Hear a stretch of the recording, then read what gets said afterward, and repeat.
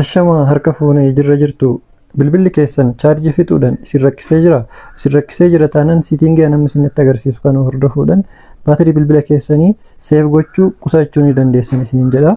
Jalqaba irratti siitingii irra ni seentu. Siitingii irra eega seentan booda akkan ol butuudhaan akkan ol harkiftanii about phone kan jedhu kun ni jira. Isarra yeroo tokko tokkoodhaan as keessatti ammas software information kan jedhu kanarra seenuudhaan ammas build number kan jedhu kana al torba olirra rukuttu.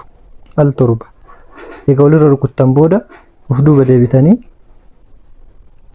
ammas dhumarra developer option kan jedhu kun ni jira. Isarra tuquudhaan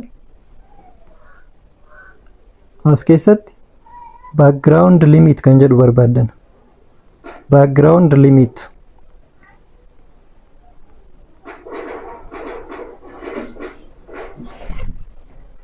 background process limit kan jedhu kanarratti yeroo tokko gad tuquudhaan akkuma argaa jirtan standard limit irra jira. No background process kan jedhu kanarratti deeffattan.